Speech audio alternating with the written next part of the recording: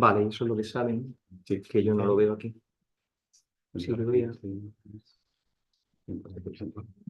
Vale, Hello everyone, good morning and welcome to this new seminar from the Instituto de Astrophysica de Andalucía. Today it's our pleasure to have with us Paco Nogueras, Francisco Nogueras, but everyone knows you as Paco, I think, who will be talking about the galactic, the head of our galaxy.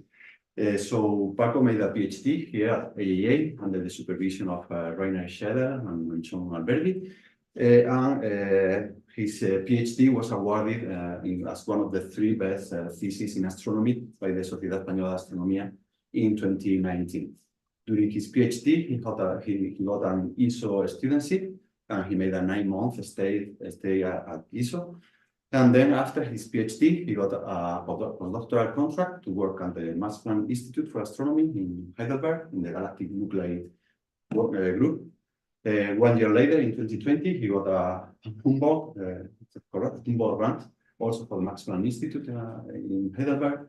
And in 2023, he got an ESO fellowship to work at the ESO in Garching, where he is currently working. So he's now night astronomer of the UT4, and he's in charge of Eris, Muse, and Spotlight. So today, Paco will be talking about journey to the galactic heart, illuminating the enigma of the nuclear star cluster and the nuclear stellar disk.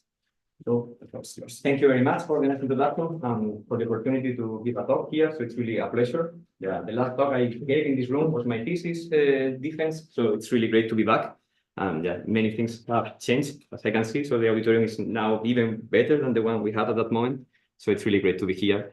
And yeah, so I'll be talking about the Galactic Center here in our galaxy. But before starting, and now that we are all awake, so I'm going to advertise a bit the opportunities that we have there at ESO. So this is something mandatory that we normally do, but it's my pleasure to do this.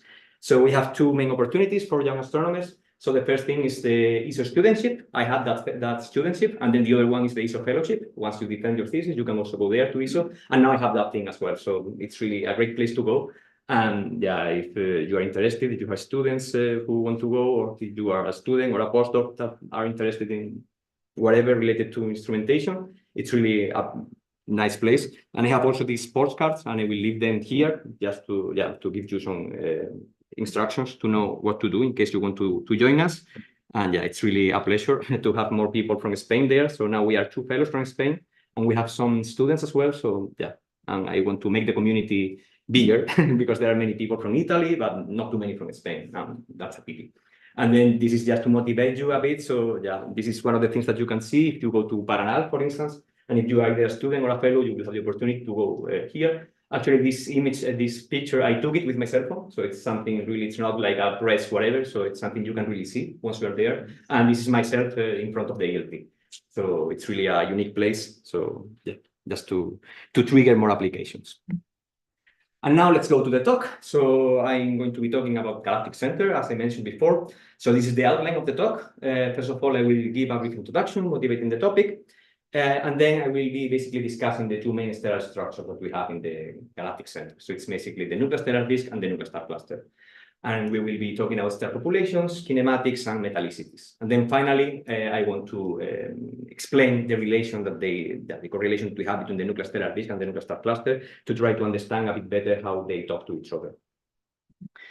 So yeah, let's start with the introduction. So I'm talking about Galactic Center, but it's not only our own galactic nucleus, so it's in general galactic nuclei.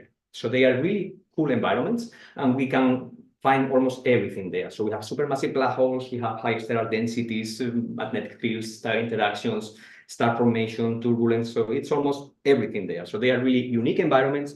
And if you have a theory in physics, whatever thing you have, you can test it here because they are extreme and you can push everything towards the limit, basically. And yeah, supermassive black holes are also quite popular now. And we also have one in the Milky Way. So it's something very interesting for astronomy. And if we go to stars, which is going to be the topic of the talk, we have 2 main stellar structures in galactic nuclei. So we have nuclear star clusters, and we also have nuclear stellar disks. This first structure, it's probably the most dense cluster that we can find in a galaxy. So we have densities, many solar masses per square parsecs.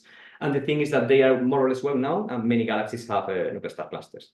And then, since quite recently, we also know that there is another structure, it's nuclear stellar disk, and this structure is basically surrounding nuclear star clusters in some galaxies. But this is not really well known yet because we don't have too many studies on these kind of objects. So basically, the best thing we have for this is the timeless survey. And this survey is for 21 spiral galaxies. They are similar to the Milky Way. And the thing there is that for these galaxies, what they have found is that 19 out of 21, they host a nuclear stellar disk. So apparently it's something also quite common. And yeah, it's a structure that we need to understand a bit better. When we go to galactic nuclei, we are going to face a problem, and it's obvious here. So these galaxies, they are relatively close to us. So we have NGC 1291, 1433, 14984, and even Andromeda. And the thing is, if we want to observe the galactic nucleus of these galaxies, this is what happens. So it's something really, really tiny, as you can see here. So we are going to be limited to integrated light. And that's a problem if you want to know more about stars and kinematics, metallicities, and everything, because you are not really observing star by star, everything together, and you're going to be dominated by the brightest stars. And as I mentioned, even with Andromeda, here you have the comparison. This is Andromeda, and this is the moon, and the center of the galaxy, it's something very small here. But we have also good news. We have our own galaxy, and this is why the galactic center here is really, really important. Because if we put our Milky Way center on top of the Andromeda galaxy, this is what happens, actually. The size of the galactic center, it's going to be almost as big as the whole galaxy. And it means that we are going to be able to really say something about the stars that we have there. So it's something unique. So galactic nuclei are far away, but we have our own template here, and we can use the galactic center in the Milky Way to know more about galactic nuclei in general. Now let me introduce you the center of the Milky Way. So it's located at around 26,000 light years from us, 8 kiloparsecs, and it allows us to resolve individual stars. And even we can resolve these stars down to milliparsec scales, which is something unique. So it's going to be a great laboratory in order to understand the structure and the star population at the galactic center. And the thing is that now I would like to give you some hints in order to find the galactic center if you look up tonight, actually. So I used Stellari to simulate this dark sky. So this is from Granada. It's at 5 a.m., I think, more or less. If you are awake, you can try to find the galactic center. And the thing is that the only thing you need to do to find the galactic center is to look for a constellation. It's called Sagittarius, but it's also known as the teapot. And it's quite obvious why, because the shape, it really looks like a teapot. And now it's even clearer, so it's a teapot. And if you go to the tip of the teapot, if you follow this, this is the position of the supermassive black hole. So just to give you an idea, actually the northern hemisphere is not the best place to try to observe the galactic center. You better go to the south, to Chile particularly, but still it's something that you can do and you can recognize this feature on the sky. Okay, so now let me show you the main stellar structures that we have at the galactic center. So this is a near-infrared image of the galactic center. This is a Spitzer view. This is the position of the supermassive black hole, more or less here. And the first thing that you notice is that we have something very bright here, and it's different from the surrounding area. The surrounding area is basically the galactic bulge, or the galactic bar, because the bulge in the Milky Way is basically a bar. And the thing is that we have something very, very bright here, and this is what we call the nuclear bulge. So we have many stars. It's a different thing here, and it's composed of two different stellar structures. So the first one, the innermost one, it's the nuclear star cluster. Oh, surprise, so we have a nuclear star cluster here in our Milky Way as well. And it hosts something around 10 to the 7 solar masses of stars. And it has an effective radius of around 5 parsecs. So it's something really, really small and really super compact. And as I mentioned before, particularly for the Milky Way, this is the densest environment and the densest stellar cluster that we have. And then surrounding this nuclear star cluster, we have something else, and it's what we call the nuclear stellar disk. So it's a flatter stellar structure, and what we have here is something around 10 to the 9 solar masses of stars, and it has an effective radius. Well, let's talk more about scale lengths. It has a scale length of around 100, 150 parsecs, and a scale height of around 40 to 50 parsecs. And it's surrounding the nuclear star cluster. So this is a zoom-in for the central region of the galaxy. And now I want to show you how to find the nuclear star cluster in a near-infrared image. So actually, this is something that I noticed when I was doing my PhD, and I'm very proud of this, because the only thing that you need to do to find this is to look for South America. So here you can see how the shape of the central region of the nuclear star cluster, it really resembles South America. So once more. And now you can see how, once you see South America in a galactic center picture, you know where the nuclear star cluster is. And if you go to the center, you find the supermassive black hole there. And then we are going to be talking about stars, but it's not only stars. What we have at the galactic center, we also have gas and dust, a lot of gas and dust. And particularly, we have one of the densest clouds of gas in the galaxy. It's what we call the central molecular zone. And it has a radius of around 300 parsecs, and it's basically surrounding the whole structure that I described before, the nuclear stellar disk. So we are going to have something around 10 to the 7 solar masses of molecular gas, and it's the most prolific star-forming region in the galaxy. So it's really something unique, and it's something to be studied, and it's really correlated with the nuclear stellar disk. So that's why it's also going to be important during the talk. Okay, so now we know that the galactic center is really cool. It's a unique template to know more about galactic nuclei, but we also have some problems. So we need to face a lot of challenges in order to know more about the stars that we have there. And let's start from the beginning. So here we are, this is the Earth, let's assume, and we need to go deep inside the galaxy, and we need to go through spiral arms, we need to go through gas, dust, the galactic bar, and then in the end, at some point, we will be able to reach the nuclear stellar disk and the nuclear star cluster, the galactic center, but we have a lot of foreground things because we are inside the galaxy. So we are close to the galactic center, but then we also have this problem of being inside, and this is the galactic center because you see South America, so it's pretty clear.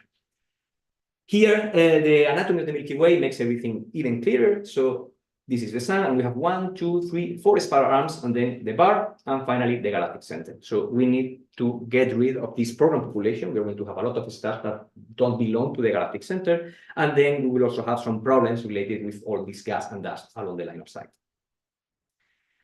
Another problem that we have is that we have a lot of crowding. So we will find many stars in this extreme environment, and they are not only the foreground stars. So even if you reach the galactic center, once there, you will find many stars that will make everything complicated because it's not easy to resolve individual stars there. So normally you need high angular resolution observations of around 0.2 arc seconds, more or less. And even with this, you will be limited to giant stars, which means that the brightest stars will be dominating the budget, basically there. The fact that we have many stars will make also spectroscopy very expensive. So it's not really possible to go star by star getting a spectrum. So we will have maybe a sample of stars, but not too many in comparison to these 10 to the 9 solar masses that I mentioned before. And this is just to illustrate a bit this crowding. So this is a random region, a very small region. So this is 10 arc seconds. And even here, without any known structure, we find many stars. And the situation gets worse if we go to regions where we know that we have something. So this is the quintuplet cluster. So it's one of the young clusters that we have at the galactic center. And this is the Arches cluster. So even more stars. So we need to deal with this.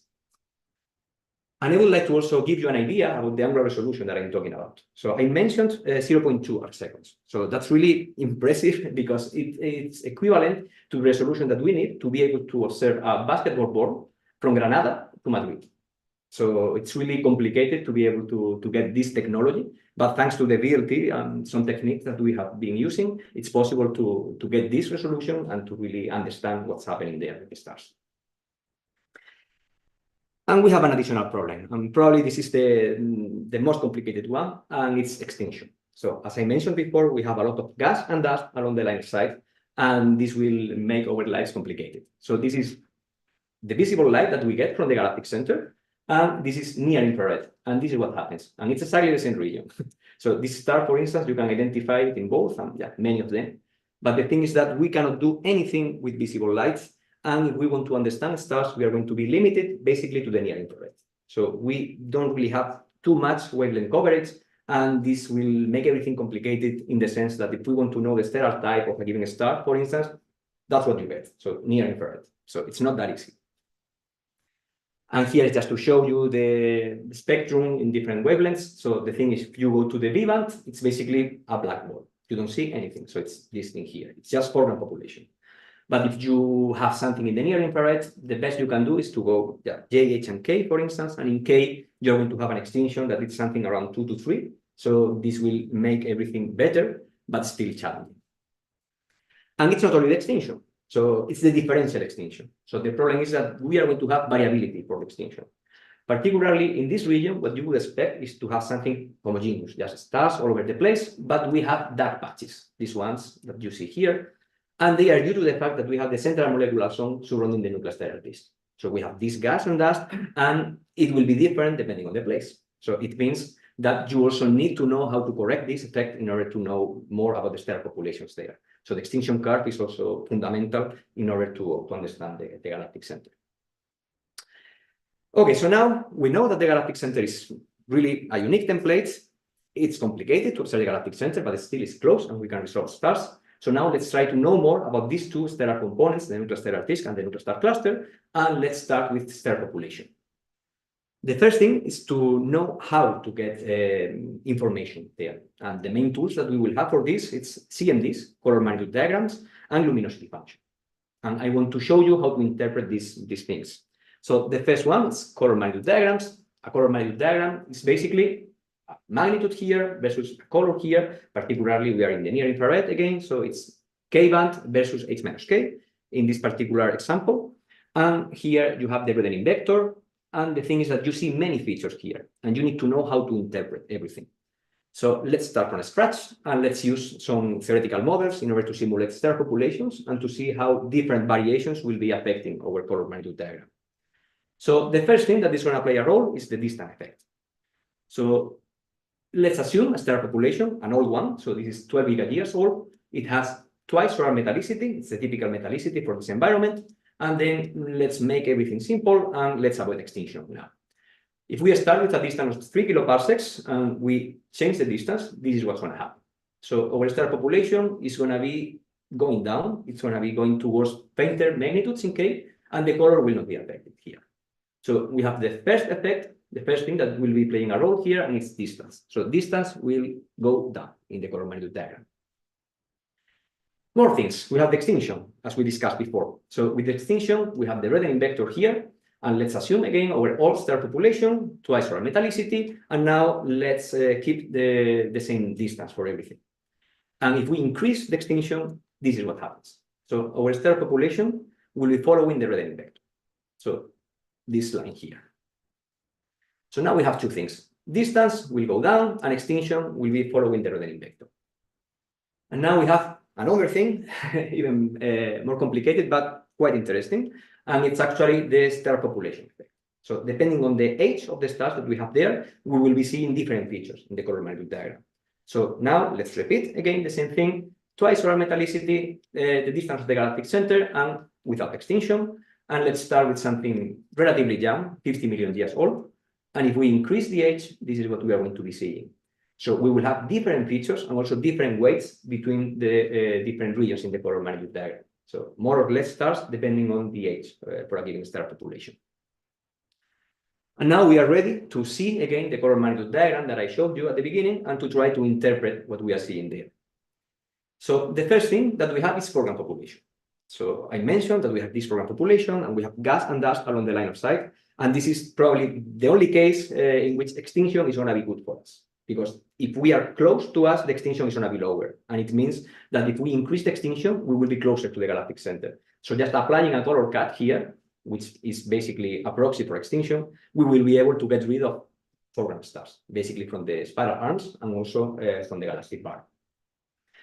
And then once we keep the star population that we want, the one here at the galactic center, we have features. We have different features. And the most important ones, the first one we have is the asymptotic giant branch bump, it's this feature here. Then the red clamp thing, and then the red giant branch bump.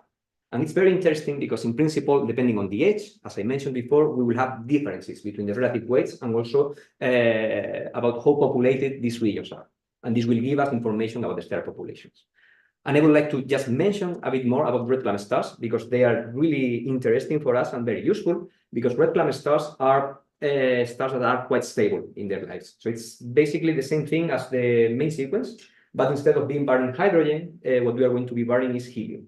So it's not as stable, it's not as long-lasting at all. But the thing is that the stars will be here for quite a while, and the intrinsic properties are really well known. So they are going to be very useful in order to correct the extinction effect. So we can create extinction maps with them, and the idea is to use them to de-redden to correct the problem with extinction for all the remaining stars.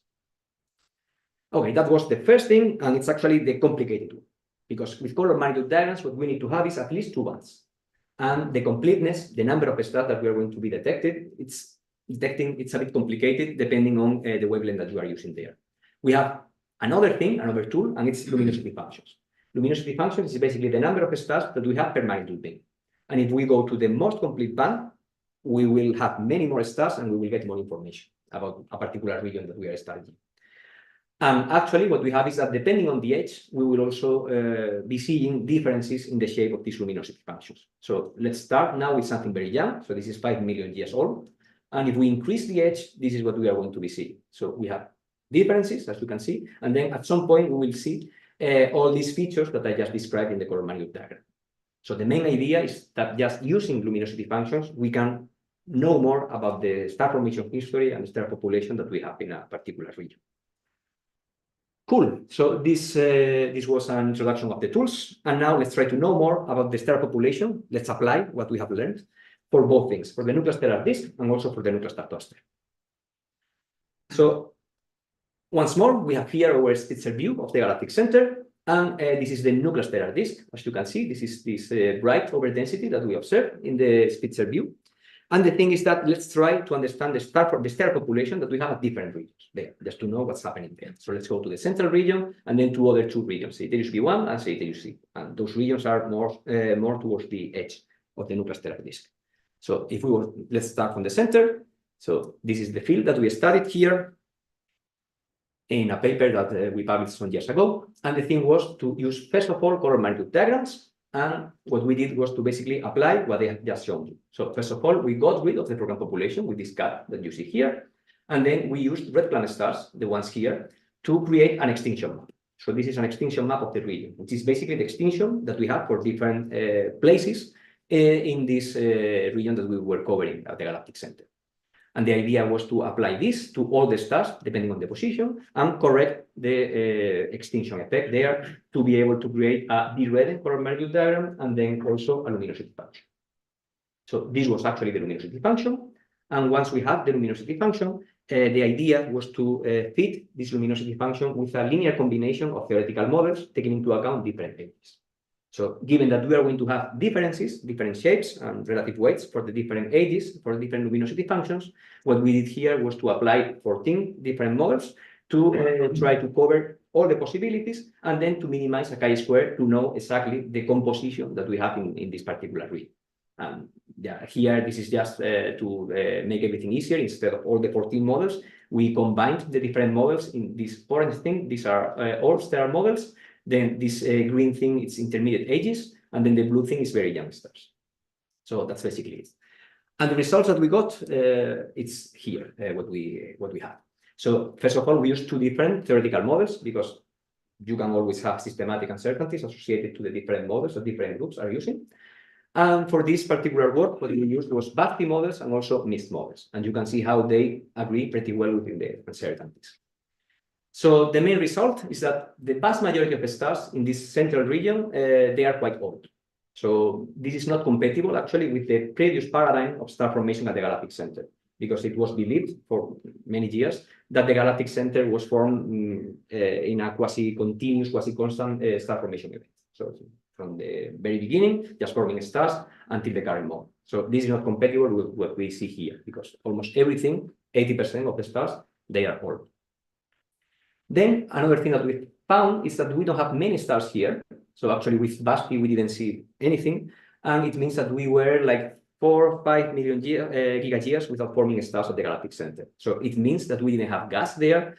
And with this, we can also infer a bit more about the age of the supermassive black hole, for instance. Because if you want to grow something massive, you need material. And if you don't have material, you cannot form anything. So it means that basically the supermassive black hole must be quite old. And this is also related with the bar formation, because one of the mechanisms to build the nuclear stellar disk is apparently to put the gas towards the center using the galactic bar. So if you don't have gas here, it means that the bar must be quite old because the gas was there before. So this is something that we could infer just using this.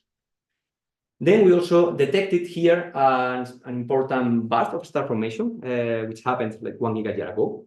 And we were able to also estimate the duration of this event because it left an imprint in the color magnitude diagram.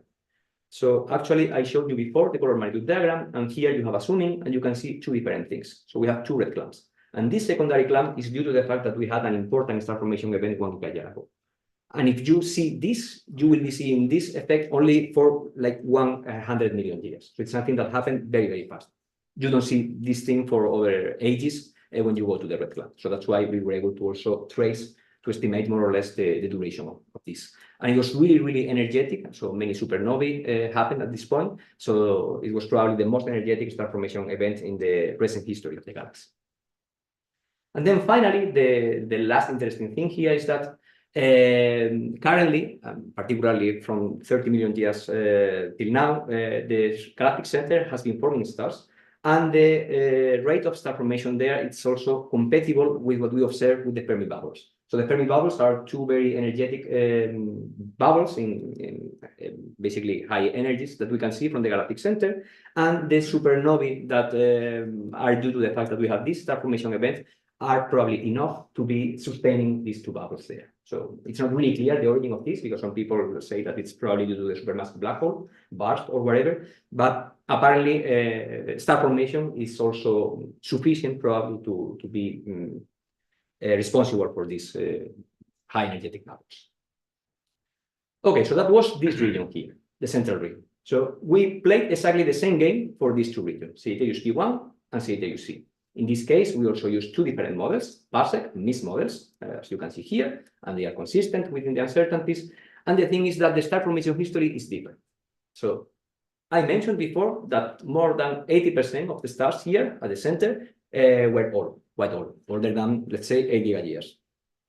But here, actually, the situation is different, because what we have is around 40% of the stellar mass with that age, around 7 gigayears and older than that.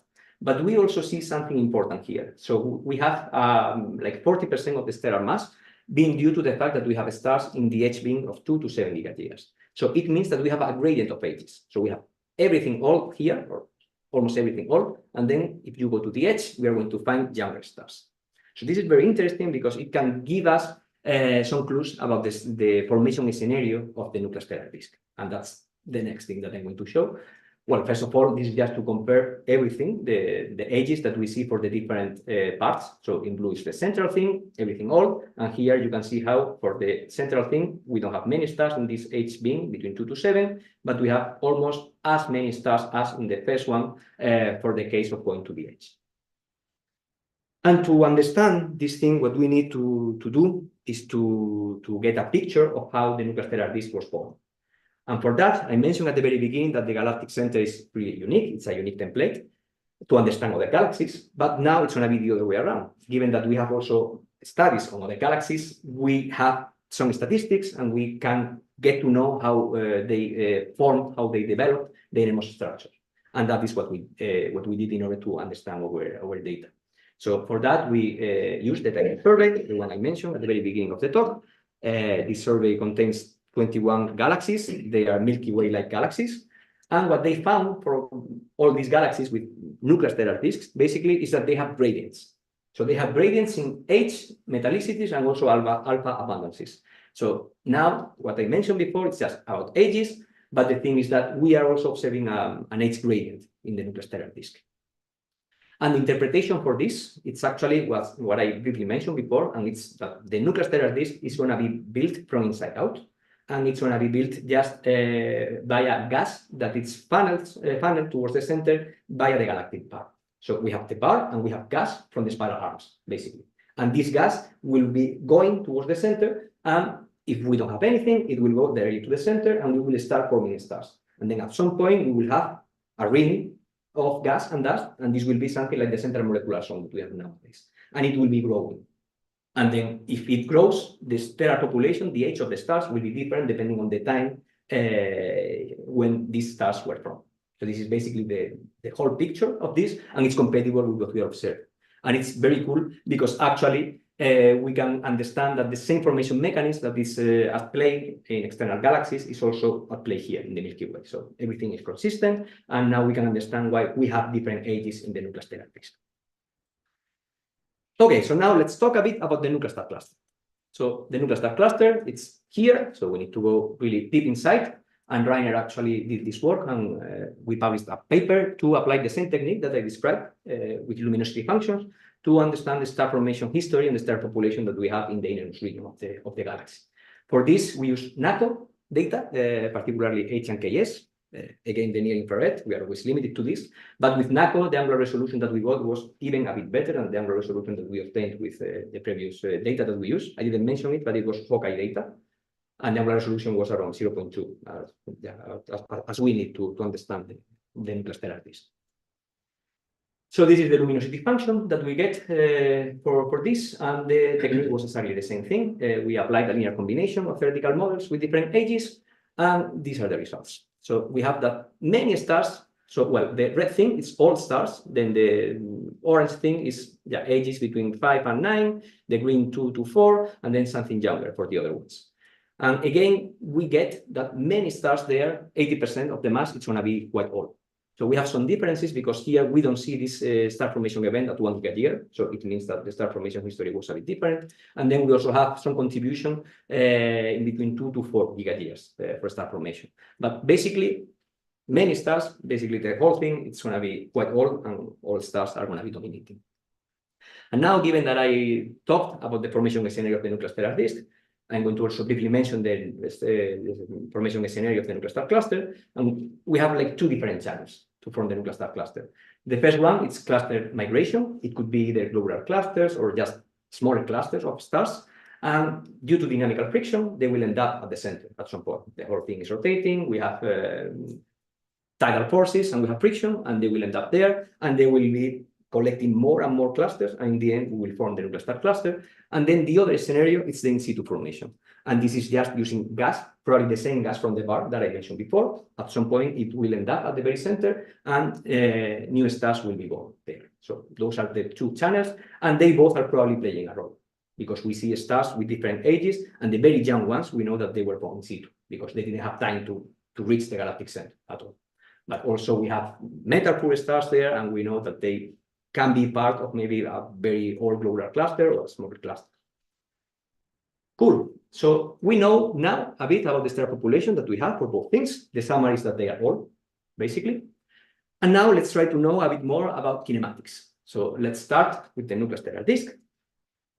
And we have different sources of data. So we have spectroscopy, but not for too many stars, as I mentioned before. So this is apogee data, actually.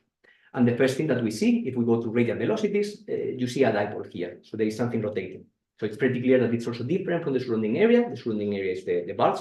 If you have a look at the scales, so this is exactly the scale I showed at the beginning. So that's the nuclear stellar disk.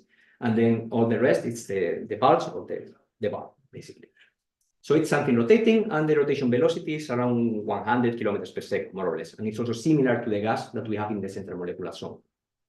And the orbital time of the whole thing, if we have a star here, it will take like 5 million years to give a whole rotation around the nuclear stellar disk.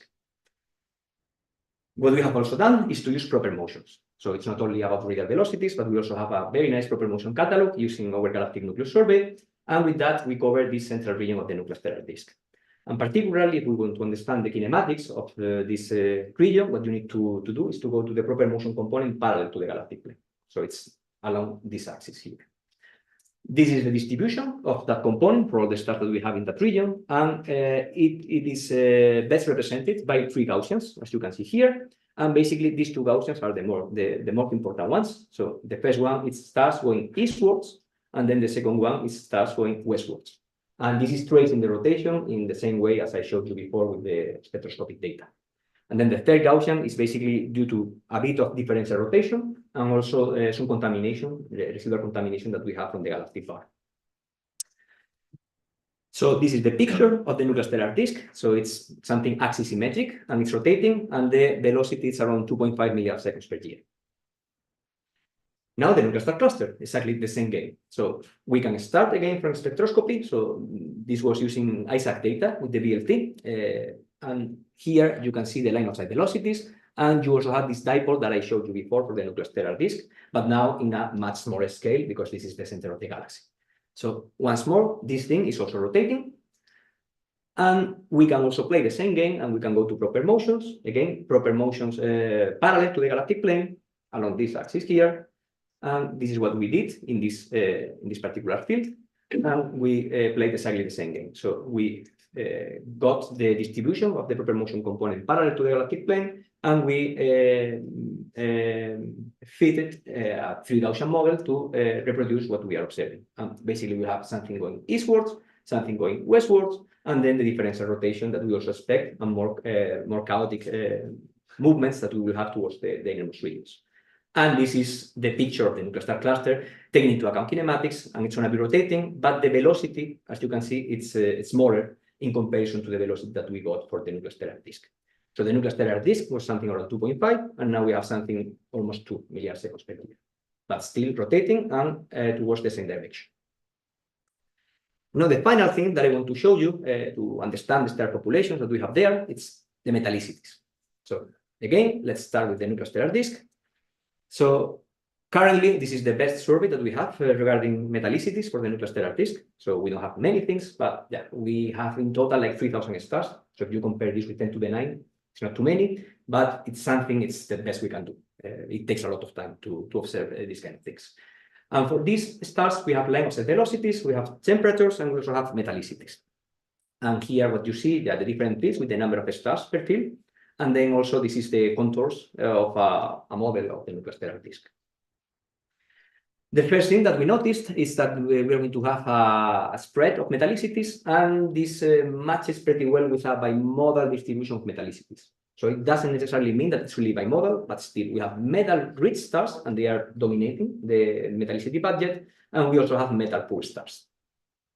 The metal-poor component, it's going to be something around minus 0.22, and the metal-rich around plus 0.2. It's quite metal-rich, actually. Now, something that I'm working on now is to try to know how this metallicity is changing depending on the position that we have. So I have defined 5 different regions for the nuclear stellar disk, taking into account the fields that we are covering with the KMO survey. And what I have done is to check, first of all, whether we have this bimodal distribution everywhere.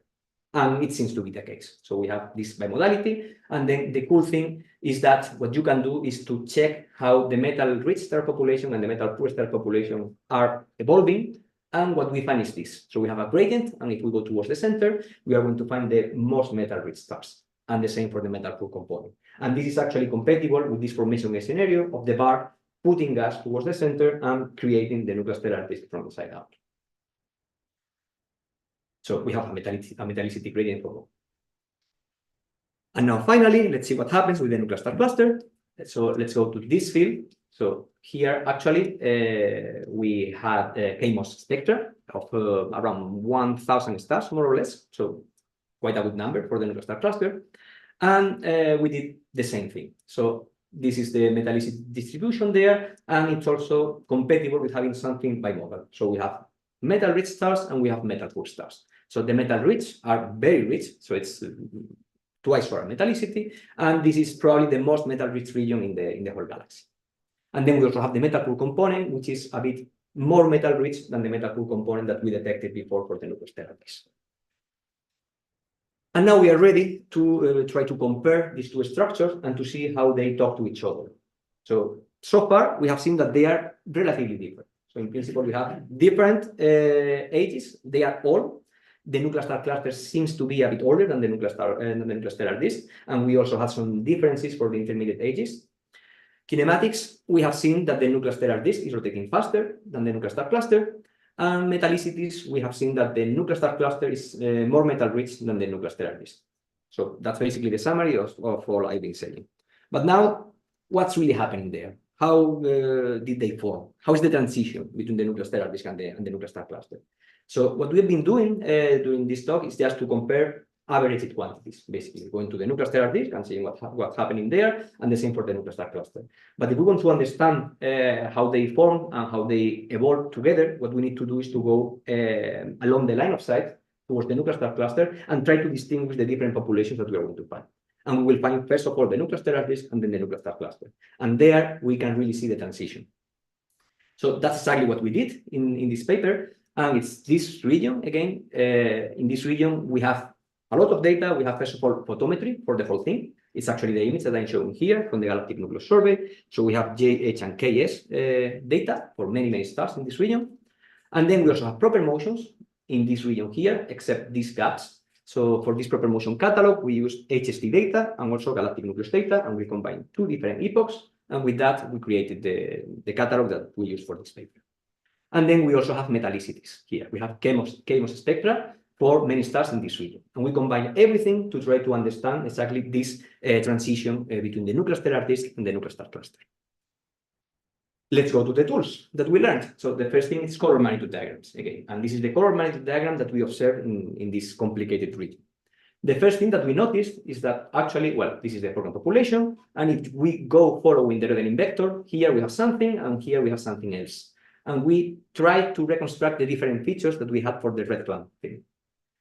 So for the blue thing, we obtain two different features. And actually, they correspond to the features that you expect for the nuclear stellar disk. So you have the old stars here, and then this secondary red clump that I mentioned before that you have given this 1 gigayear star formation event. But the situation is different if we go deeper inside. So if we go deeper inside, we have three different features. So this feature here, well, we simulated everything. It's going to be much easier now. So this is what I just mentioned. So this is all stars from the nuclear stellar disk, and this is the 1 gigayear star formation event. And then if you go deeper inside, what you find is the nuclear star cluster. And with the nuclear star cluster, you have, first of all, these intermediate ages that I mentioned. So it's like 15% of the mass budget. And then we have all stars here. And then the third thing here is the red giant branch bump, which appears once you combine the 3 gigayear thing and the 10 gigayear thing. So we have different things, but what we can show with this is that applying color cuts, you can see the different star populations from the nuclear stellar disk and the nuclear star cluster, and it means that you have a correlation between extinction and distance along the line of sight. So you can go step by step and see what's happening with the stars that you have there to understand how the components are changing between the nuclear stellar disk and the nuclear star cluster. So this is exactly what we did. So here we have nuclear stellar disk and nuclear star cluster. And the idea in this paper was actually to go a step further and to divide this into even smaller regions to try to analyze kinematics and also metallicities in the transition region, and also when you are going deeper along the line of sight towards the center of the galaxy. So this is all the stars with photometry and kinematics with proper motions that we have for this region, and these are the color cuts that we applied. So we used two bands, well, three bands, two color magnitude diagrams, JK and HK, to compare and to check that everything was consistent or not. It was consistent. And the thing is that the first thing here is the nuclear stellar disk, according to this feature that I showed you before in the color magnitude diagram. And then this region here must be the nuclear star cluster, according to the star formation history. So let's go to kinematics, to particularly the proper motion component parallel to the galactic plane, to see how the rotation is changing. So this is what happens. These 2 points here, they belong to the nuclear stellar disk. They are the two first cuts that I gave. And then here, what you have is all the cuts from the nuclear star cluster. And what we are seeing, if you remember, I said before that the nuclear stellar disk is rotating faster than the nuclear star cluster, but in principle, they were different. But it's not what we are seeing here. So actually, there is not like a clear difference. So it's more like a smooth transition between the two components. And at some point, we have something around zero, and it's actually the real galactic center. So it's Sagittarius A star. Everything is rotating around the supermassive black hole. And if we continue a bit, we see counter-rotating stars, and they are going towards the opposite direction because it's the other edge of the nuclear star cluster. But the main conclusion is that it's not something really different. So now that we are not really observing mean quantities, it's just the same thing along the same line of sight. What we see is that the transition is quite smooth. And we did exactly the same for metallicities here. And with metallicities, these two first cuts, they correspond to the nuclear stellar disk, and the other ones, they belong to the nuclear star cluster. And the thing is that we have this bimodality everywhere. It's also compatible to the mean properties that we obtained before. And what we can do, and what we did here, is to check the gradients, to check this evolution that we see between the two different components. So if we go to the high metallicity thing, it's clear that if we go deeper inside the nuclear stellar disk and then the nuclear star cluster, the metallicity is going to be increasing. But actually, the same also happens if we go to the metal pool component. So we are going to have gradients there instead of two completely different things as we were observing before. So maybe the nuclear stellar disk and the nuclear star cluster, they are not really two different components. So maybe what we wanted to say here with this paper, we wanted to open the door to the possibility of having two different structures of the same component in the end. So maybe the problem was that it's easy in other galaxies to try to study nuclear star cluster because they are super bright. but then many of them could also have nuclear stellar disk around, and probably the nuclear stellar disk could be the ground edge of the nuclear star cluster. And this is all related to the formation scenario that I discussed before. So we have these two things. First of all, the inside of formation of the nuclear stellar disk, which is also compatible with this gradient, because if you form stars at the very beginning, the whole thing will be more metal rich, and then you will be changing the metallicity, basically. And the idea of this, just to make this clear, the bar will be different as well. So when you start the whole thing, you are going to be accreting gas from the central regions of the spiral arms. So you are not going too far. So the bar maybe was, I don't know, 2 kiloparsecs in length. And the thing is that the gas there is going to be more metal rich. And then during the life of the Milky Way, the bar was growing. And in the end, if you have a larger bar, the gas will be coming from larger radii. And the metallicity is going to be poorer there. So that's why you expect to see this metallicity grade. And this is compatible with what we observe. And then the formation scenario that I discussed also for the nuclear star cluster is compatible with the whole thing. So first of all, we have the in situ formation due to this gas, probably funneled through the bar. And then we also have the cluster migration. And the cluster migration could be responsible for this metal poor star population that we are seeing. Because in principle, if you imagine that we have something like globular clusters, they are normally metal poor. And the idea is, if they go towards the center, they will get disrupted and the stars will be dispersed. And the idea is that many of these stars will also end up in the nuclear stellar disk. So that's why we also see the metal poor component there. And then we will have at some point a gradient depending on the number of stars that we have for different radii once we are at the galactic center. So the main thing is that the nuclear stellar disk and the nuclear star cluster have kinematic and metallicity gradients. We have a smooth transition. It's compatible with the formation mechanism that we believe that it's in place now. And it's probably that we have two different components of the same structure instead of two different structures completely different.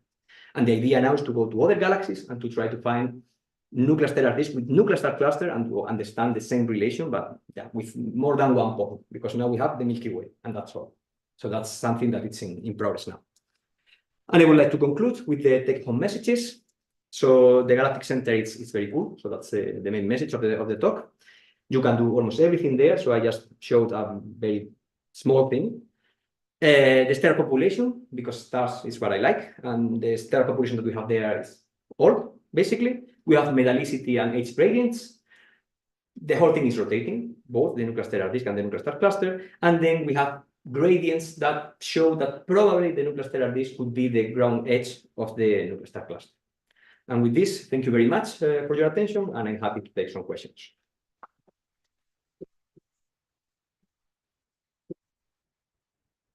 Thank you for this very nice and very didactic talk. So now the session is open for questions, both here and Zoom. So, yeah, Anjo? It was a very nice talk. Thank you. I enjoyed it very much.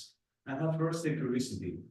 You mentioned that there was a very energetic event that happened 1 giga-year ago, more or less. And you have mentioned that there is a most recent one, 30 giga-year or something like that, that has produced the Fermi bubbles. Yes, now. It's compatible with the energy that you need to maintain the whole thing. So I'm not saying that it's the reason why the Fermi bubbles are there, but it's compatible with that. Considering that the event that happened 1 giga-year ago was very energetic, much more energetic. A kind of similar structure to the Fermi bubbles that we can see still today, at least some tracers or something like that? That would be great, but I don't think so. I think it was too far away in time, so it's really complicated. It was more than 1 giga-year ago, probably. So yeah, the whole thing is probably gone, I would say. And the only thing that you could try to find at some point is supernova remnants, but yeah, they are probably too faint because it happened a while ago. So I'm not aware of any structure that you can really identify with this. But yeah, it would be nice. The only thing that we can say that something supporting this evidence of having this 1 giga-year star formation event, besides this star formation history, is the passage of the Sagittarius dwarf galaxy. So the closest approach of this dwarf galaxy happened at that time, more or less, and it was like the way of triggering gas towards the center to form more stars. But yeah, about any structure like the Fermi bubbles, I think it's not really possible, and I don't really know anything that has been found.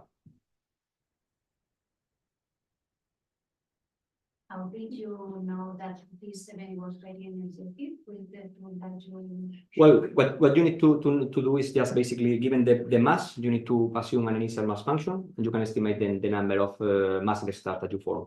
And then you know the time they are going to live, and then you estimate the number of supernovae. And it was many. I don't remember the number exactly, but it was a lot. Many more than the ones that we expect, given the recent star formation thing that we have. It's something more continuous, actually. So it was not just 30 million years ago. So it's something ongoing. Probably now we are like in a minimum, but still. So the star formation history there seems to be something very important. It depends on the gas availability. If you have gas at some point, for whatever reason, you're going to form stars. And if you don't have gas, you will not be forming stars. So it's simple. Thank you, Paco. I'm not sure if I haven't followed what you said. You said that both the nuclear star disk and the nuclear star galaxy rotate, but one rotates much faster, a bit faster than the other. So, isn't there any substructure in kinematics that you can try to connect with the bimodality metallicity? Well, actually, what is happening there, if you take into account both things without observing the other one, if you have the nuclear stellar disk, on average, it's rotating faster than the nuclear star cluster. And the nuclear star cluster is rotating a bit slower. But the thing is, you go to the transition region, you don't see this difference. So it's something like a gradient. So if you go to the edge, everything is fast. Then if you go towards the center, it's going to be a bit slower. And in the end, you will not be rotating at the very center. So this is, you ask whether this is connected with the metallicity, the bimodality. Well, with the bimodality, I'm not sure, because in principle, if you have all stars there, if they are all, they have time to relax. So, but you haven't seen any kinematic difference No. between the two No. metallicity groups. well, it depends, because if you go to the center and along this line of sight, I haven't seen that, but the work that I'm doing now, I'm seeing it, but for the nuclear stellar disk, not for the nuclear star cluster. Because the whole situation is even a bit more complicated, because I didn't mention that, but you have a lot of contamination from the bar, particularly if you study the nuclear stellar disk. So it's not along this line of sight, it's in general. And there, what I'm seeing is that you have a dependency with two things, with kinematics, well, metallicity kinematics and orbits. And the direction of this work is pointing towards having the metal pool thing related to the bar, and the same with the orbits. So basically, for the metal-rich stars, what I see is that we have two orbits, which is what you expect, given the potential that you have there for the nuclear stellar disk. But for the metal-poor star population, you have chaotic orbits and box orbits, basically, that are more likely to be tracing the bar. So the whole thing could be also related here. So maybe there is some contamination in the transition region from the bar, but the thing is that the size of the field is completely different. So it's much smaller here. So you would expect to have less contamination. But yeah, it's something quite interesting also to have a look, because some stars from the bar are also there, that's for sure. But I don't know how important the contribution is. Mm-hmm. Thank you. Thank you. Can I have another comment? And in two scenarios you've shown to tell us, to explain how the metalicities are different, and so the true scenarios in which you have in situ formation That's for the cluster notes. migration. How do you disentangle if the low metallicity is due to cluster migration because you have low metallicity clusters migrating inwards, or if you have in situ formation but coming from gas, which is transported also to the center and is less metallic? That's for the very recent stars, probably, what you're referring to. And kinematics is the only way, probably, to have a look at this. So in principle, if you have a recent accretion event, if it's very recent, I think that you have the time it's like tens of million years, more or less, the time it takes for a given cluster to get disrupted there and to forget about the proper motions at the beginning. But if something recent happened, you can trace that, and you can distinguish between, if you have two young stars and one of them is moving following like a tidal tail, and the other one is not, you can say, okay, this is coming from a cluster and this is not. Actually, there was a paper some years ago, 2 years ago, I think, by a collaborator of us, Perlmeyer Krause, and she saw something like that in the southeast of the nuclear star cluster. So there is like a region with very metal poor stars and with apparently a different kinematic. And how do you plan to apply that to other galaxies? Well, to other galaxies, the first thing, it's not that detailed, but what I would like to check is whether it's possible to have a galaxy with a nuclear stellar disk and without a nuclear star cluster. Because now what I believe is that they are related. And to grow a nuclear stellar disk, I really think that you need a nuclear star cluster. If you don't have a nuclear star cluster, you can't start from scratch. So you need an overdensity of stars towards the center. And the idea would be that. So actually, yeah, I'm trying to get time with Muse and with Eris to analyze some nuclear stellar disks where we know that, yeah, we have hints of having nuclear star clusters. And once we have that, you can also get metallicity maps and kinematics maps. And that's the way to go. And then it would be nice to find a counterexample, but if we don't find it, it's good for us because this might be right. But yeah, thank you. Yeah, I actually have a curiosity. So did you try to do the star forming history also for, or you could, if it's possible, can you do that for Arceus and quintuplets? Yeah, that's something that can be done. But the thing is, for that, we know that they are young. So Arches is the youngest one. It's like 2-3 million years old. And quintuplet is 4 million years old, more or less. And the thing is that we have also analyzed those fields. We haven't directly applied this luminosity function approach for that because it was not really necessary. So you have other, yeah, you have a spectroscopy for many stars there. So it's different because, yeah, spectroscopy is expensive, but if you have something cool and a young cluster is cool, so you get data. So it's different. Actually, we use those fields to do the other gain. So just to get rid of the clusters and to try to understand the star formation history using different fields and HSP data, other data set. But that's something that could be done. So I have a student now there in Munich, and the idea is to try to reconstruct not the star formation history for Archer quintuplet because it's something, yeah, all the stars were formed at the same time, but to try to know more about metallicities. Because metallicities of young stars are tricky. Because if you want to measure the metallicity of a given spectrum, you need lines. And if you have something young, it's hot, so it's a black body, you don't have lines. And that's something that you don't know exactly how to address. And the idea is to try to use models like this, also luminosity functions, to try to check, once you know the edge, what can you say about metallicity? So yeah, that's the line of words. And did you also take the chance to study the EMF of the nuclear cluster? So yeah, that's a great question. Actually, there are two things here. So the first one is I mentioned at the very beginning that we are going to be limited by red stars. It means that in K we go a bit below the red dot, but not too much. And this is good and bad. It's good because in our analysis we don't really care about the initial mass function because that thing will be affecting stars that are not there anymore because they passed away many years ago. So that's something good for us because our method is consistent and we have tried different IMFs for the models, the theoretical models. But we don't care too much about that. The backside of this is that we cannot really say anything about the initial mass function with this method using that. Unless you go to a very young region and you know that there is something and then you can play a bit. But you need to take into account different models with different IMFs and that's complicated. But still, there are a lot of papers on initial mass function, particularly for Arches and quintuplet. And we just for them, so we know that it's top heavy. It's top heavy. The index, I think it was like 1.8, more or less, the one they are talking about now. Yeah, so it's not as the thing you would expect here in the solar neighborhood. So it's something different and it's super interesting as well. And now with JWST, well, actually, if you can get a luminosity function and you go deep inside the luminosity function, you are able to also say something about that. And that's the next step. Okay. But for that, you need JWST, and we have some data also, so maybe at some point we can work on that. Thanks. You're welcome. More questions? Okay, if not, it's time to close the session, so let's thank Thank you.